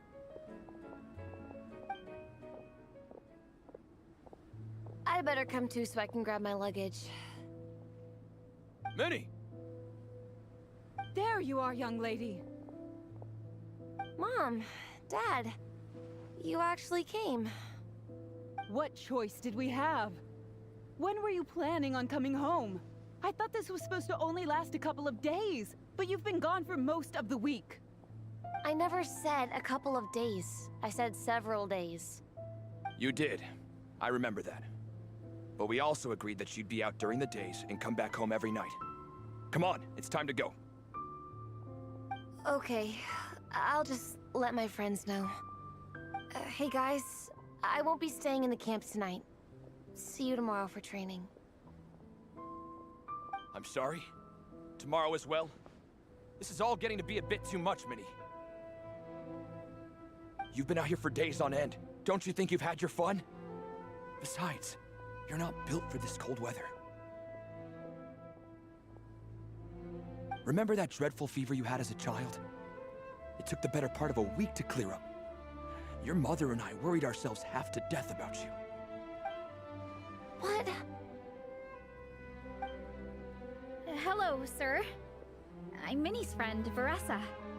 Ah, Veressa. How do you do? I believe Minnie's mentioned you before. Thank you for keeping her company out here. Sorry, I would have brought a welcome gift if I'd known. Welcome gift? No, there's no need for that. I just wanted to say, this contest, it really means a lot to Minnie. We've been training together in preparation for it. Minnie's taking the training really seriously. Every day she starts earlier and finishes later than anyone else. Whether it's strength training or practicing out on the race course, she's been working the hardest out of everyone in our group. Didn't you make a deal with her? I heard that as long as Minnie gets ranked in the contest, you'll consider letting her do what she wants with her life? Her greatest wish is to work in the comic book industry, and she's putting so much work into it. Surely you don't want to see all her efforts go to waste. Of course not. But the thing is... Mom, That's enough! What's more important? Your comics or your health? I don't know how many times we've told you. It's great that you have a hobby, but you need to learn the difference between work and play. When's it going to stop, Minnie? When you ruin your health in the name of fun? Don't take your father's words too hard, Minnie. Both of us just want what's best for you. You're still young, and it's great that you have something you're passionate about. But at some point, you need to think about your future. I've seen your artwork, and I do think you have a wonderful talent. But being a comic book artist just isn't a stable career. I'm sorry, Minnie. I didn't mean to be so harsh. I know how much effort you're putting into this. We both do. We really admire your determination. You're our daughter. And we love you so much. But surely you can appreciate where we're coming from. Dreams are great. But at the end of the day, they don't put food on the table. Mom, Dad, can we please continue this in private? Yes, of course. Let's move over there.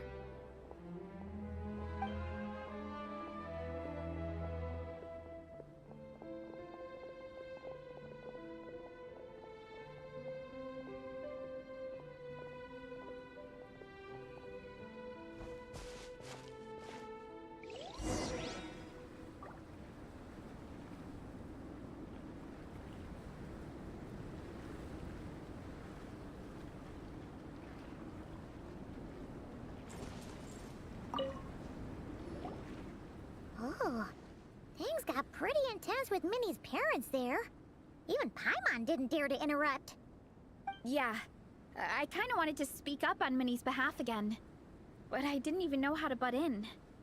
I mean, it sounded like their hearts are in the right place. They said they have her best interests in mind, expressed concern for her health, tried to comfort her, but the whole thing still just felt kind of off to me. I can't quite pinpoint what it was, though.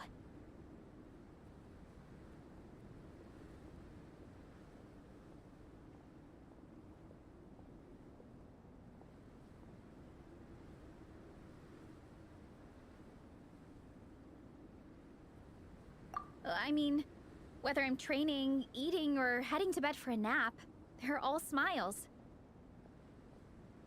But Minnie's parents, neither of them were smiling when they spoke to her just now. Their words were caring, but their tone was so angry. I don't understand it, but I feel powerless to help her. I wasn't expecting Nepeka's gift from Minnie to come in handy so soon. I was planning to save it as a final surprise before we leave, but under the circumstances, it would be silly not to use it now.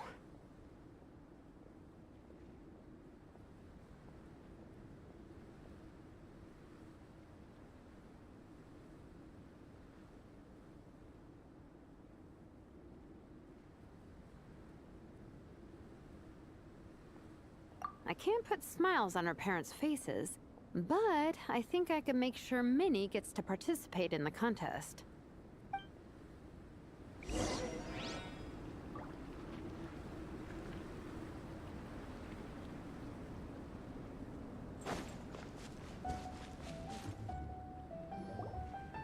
That's not true. I promise I would never. Well, in that case, we can discuss this more back home. Sorry to interrupt, but there's something I'd like to discuss with the two of you. You must be Vice Captain Xilonen. Minnie's mentioned you before. Is something the matter? If it's about the competition, don't worry. We'll let Minnie take part. But as we've just informed her, this will be her last time. We don't want her wasting any more time on worthless pursuits. Gotcha. Look, I don't mean to interfere with this day as wasting time. Like I said, not trying to intrude on your family business or anything, but I felt like I should pass along the message. I agree that Minnie has artistic talent, but I stand by what I said earlier. Hobbies are hobbies. Work is work. A couple of fans isn't going to get you anywhere in life. Yeah, about that. Take a look at this letter.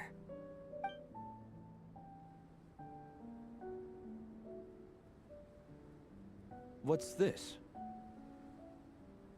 Let's call it a token of appreciation from Minnie's fan base. They wanted to write one letter each, but I told them I couldn't take a whole sack of mail on a long-distance trip. So instead, my student Nepeka arranged for them all to make a group painting for Minnie.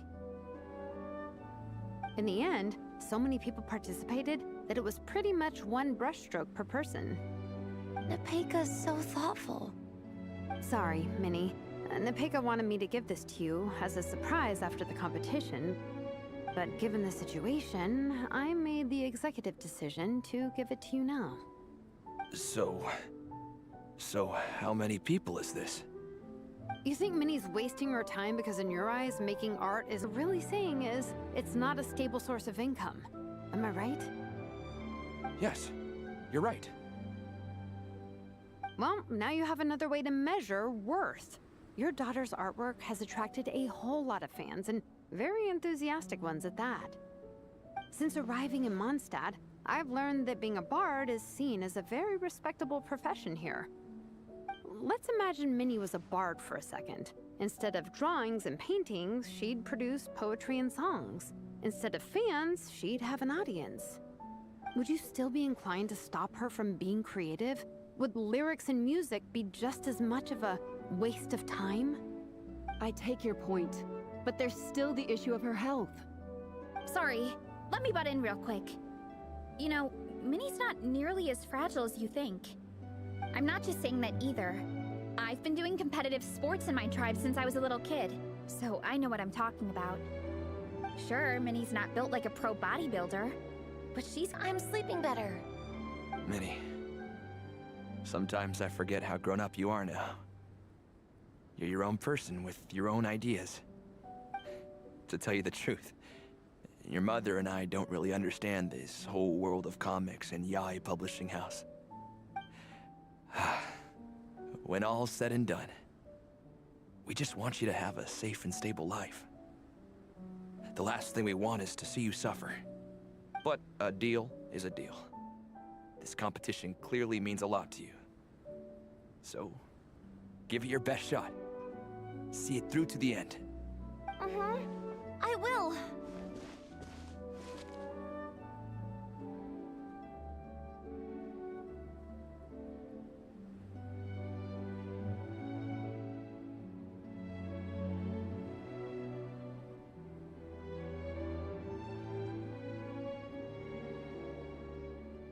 Thank you, Honorary Knight.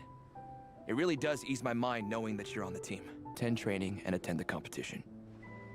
But you're not to stay out at night. Come home and sleep in your own bed. Understand? Yes, Dad.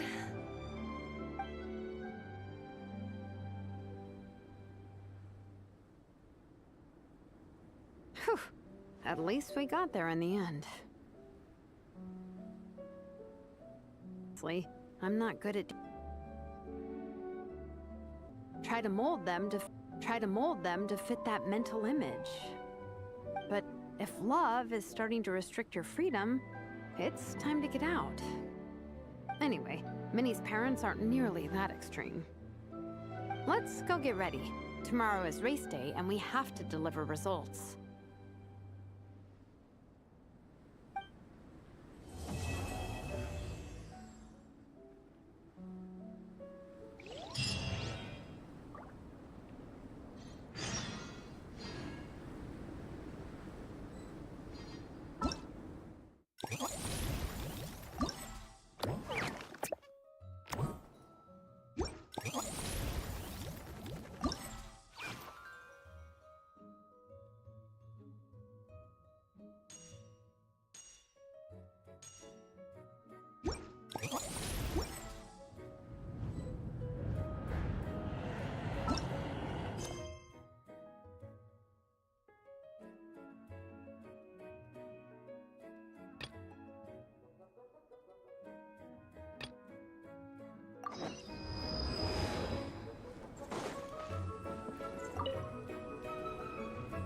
Dragonspine can be a cold and miserable place. If you're gonna invite spectators to come and watch an event here, you gotta make it worth their while. Hopefully, these stalls will keep people entertained and make the atmosphere in the camp more relaxed. I'm also taking the chance to hand out some little trinkets for the teams to decorate their tents with. Here you go. These are for the Soul Blazers. Best of luck in the competition, and don't forget to have fun!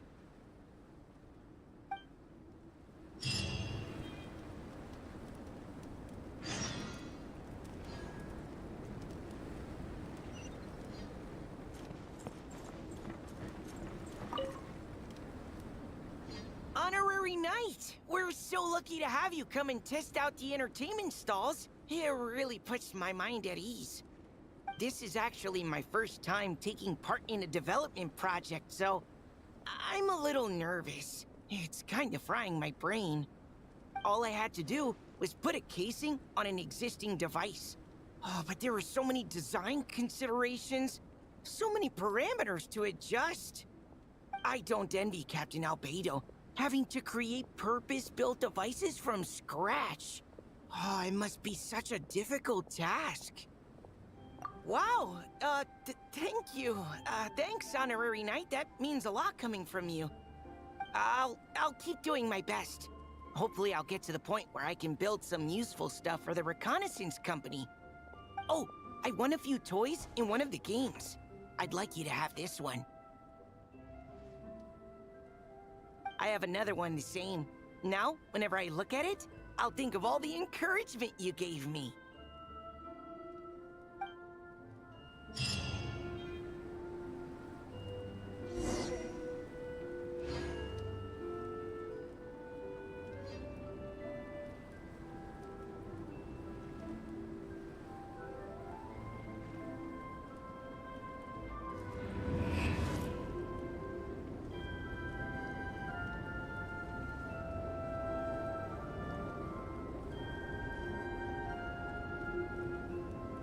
has a pretty generous stash of comics. Since the plan is to share them with the group, why don't we display them somewhere that everyone can see?